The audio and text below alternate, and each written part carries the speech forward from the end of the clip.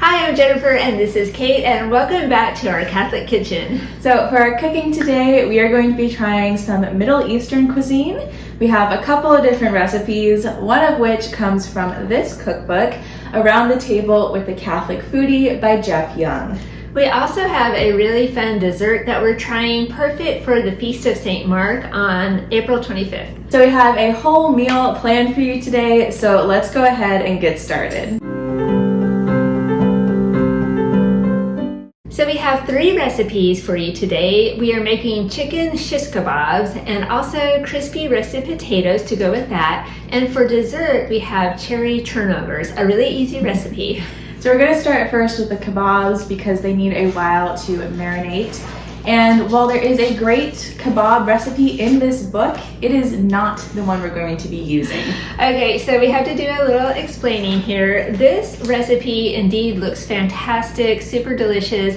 However, when we started to gather the ingredients, we realized that it calls for 12 to 14 pounds of meat, which is a lot. So the author does make a good point that if you're going to the trouble to make chicken kebabs, you might as well make a lot and feed a crowd, but that's a lot of leftovers, that's a lot of time. So instead of trying to scale this recipe down, all like 16 of its ingredients, we decided to look online and try to find something similar that we could prepare as is. So we found this chicken kebab recipe. You can make them in the oven with Eastern aromas from the Socratic food website. So we're going to go with this one and we'll link it down below. So if you need to feed a crowd, go with this one. But if you're just feeding 4, maybe go with this one. All right, so to start the kebabs, you're obviously going to need chicken. Then you're going to need 2 bell peppers, some olive oil. You're going to need some plain Greek yogurt, a lemon, an onion, then garlic, salt and pepper, oregano, cumin, cinnamon, and paprika. A lot of ingredients. A lot of spices. Yeah, but that's probably what makes it so good. We hope. We'll see. So we started first by making the marinade, which is the plain yogurt mixed with all the spices, so the cumin and the cinnamon and the paprika. Then also the minced garlic and the oregano, and then the lemon juice and olive oil. And then mixing all of that together. And then we cut up the chicken into little cubes. And then sliced the bell peppers.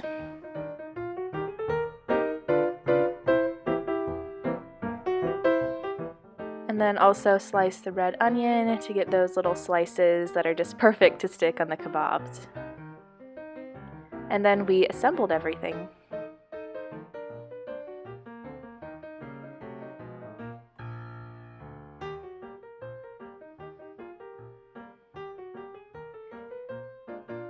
And we just put that in the glass baking dish and then rubbed it all over with the marinade and then just put it in the fridge.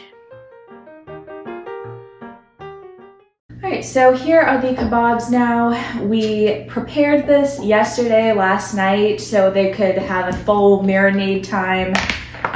So they look pretty good. Yeah, this is what they look like after about 12 hours or so in the fridge. So they've had a good long time to marinate. We'll see how they turn out. So to cook, we just covered a baking pan in tin foil and just placed the kebabs inside.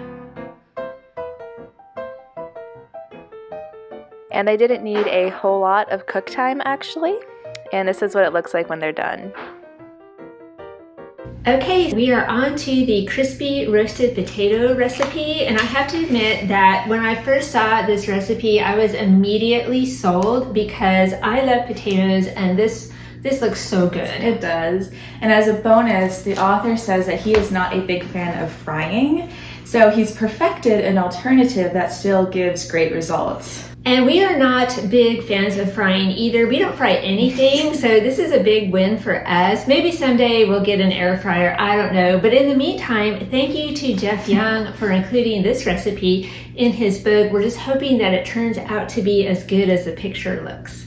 All right, so for the crispy potatoes, you're going to need potatoes, but specifically yellow potatoes like Yukon Gold. Otherwise, it's not going to really work. So they say. So they say. Then you need olive oil, fresh chopped parsley. That is not fresh. Well, that's all right. It's what we had. And salt. So the potatoes are pretty simple. We just started by slicing them into like these 1/2-inch slices. Popped them in a pot, covered them with water, and added some salt, and just parboiled those. Then we drained them, added them back into another bowl, and added olive oil. And then salt. And then mix those together. And then we just put those on a baking dish. It didn't have to be greased. And then cooked them. And then flipped them about halfway through. And that's the final product. And then we garnished them with some parsley. Okay, and now for our dessert, which is easy cherry pie bites. April 25th is the feast of St. Mark, the gospel writer and evangelist, and there's a really fun story that connects St. Mark, cherries, and Pope St. Gregory the Great. So according to tradition, one year on the feast of St. Mark, the Pope was overcome with this burning desire for cherries. And it was April though, so cherries weren't in season, there were none around. There were plenty of cherry trees in bloom, but no cherries yet. Still, the Pope said, hey, gardeners, just go out and look, scour every branch, maybe you'll find some cherries, maybe. So the gardeners are thinking, yeah, maybe not. So that's what the gardeners do, but they're not having a very good time and they're very discouraged. And then all of a sudden, St. Mark appears to one of the gardeners in a cloud of fire and says, I noticed that you're looking very unhappy. Why so glum, chum? Maybe Probably didn't he probably say that. didn't say that. But anyway, when St. Mark heard that the Pope was craving cherries, he said a special blessing over one of the cherry trees, and instantly it was covered with these delicious red cherries. So ever since then, it has been a tradition for the Pope to eat a big bowl of cherries on April 25th, the feast of St. Mark. Now where he gets those cherries, I don't know, but that is a Vatican problem. So we just love this story. So in honor of it, we're going to be making the easy cherry pie bites, which are kind of like a cherry turnover. And this recipe comes from the Country Cook website. And for the cherry pie bites, you're going to need cherry pie filling. You're going to need crescent roll dough, confectioner's sugar, and milk. Okay, so not a very long ingredients list, but I'm sure it's going to be very good. I'm sure. So we started first by just greasing some regular muffin tins, and then popped open the crescent roll dough and put the widest part in the bottom of the tin. And then we added in our cherry pie filling.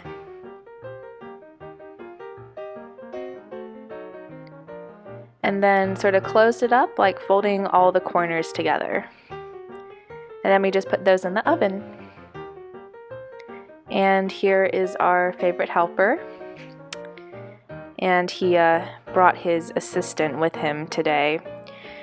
Lucky us. So there they are, going in the oven. Then we made the glaze, so just combining powdered sugar and milk until we got a good consistency to be able to drizzle it. And when those were done, we just transferred them onto a wire rack and added the icing. All right, we're done. Everything looks really, really good. Smells really, really good. The kebabs smell so good. Here's what they look like. Delicious. Okay, we're gonna start with them. They just came out of the oven, so we'll see. Very hot. If we never ate them, if we just could smell this all day, it would be fine.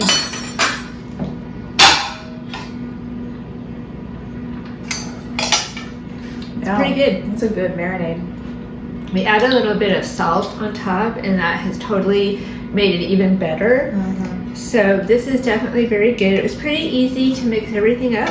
So yeah, easy kebabs. Kebabs are always fun. Can't go wrong with a kebab. That's really good. We'll be back in 30 minutes after we're done eating all the kebabs. We are on to the potatoes. The potatoes also smell good. They smell good just when they were even boiling in the pot. Pretty good. Mm-hmm. It's a potato, but it's a nice crispy potato. Nice crispy potato, and the yellow, Yukon Gold, it just has a different flavor, a different texture than Idaho russet potato. So yeah, I feel like it's probably definitely worth going through the extra steps for this. Okay, now we're going to try the cherry bites. Definitely an easy recipe, kind of fun. Very easy.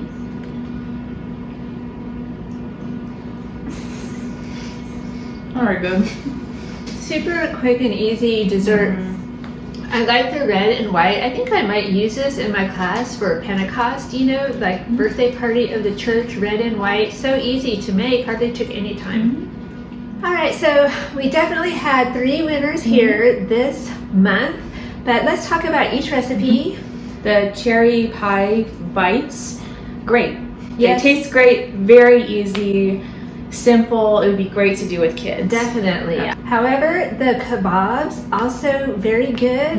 A little bit more labor intensive, but still, the recipe was really easy to follow, and we had excellent results with that. Yeah. And then finally, from this one, the potatoes. Those went great. Before we end, we do want to talk a little bit about this cookbook. It is a completely beautiful cookbook with beautiful pictures. Each recipe has a nice intro by the author, and there is a really good variety of recipes in this book. Now, having said that, we did feel kind of overwhelmed with this cookbook a little bit when we were trying to find a recipe.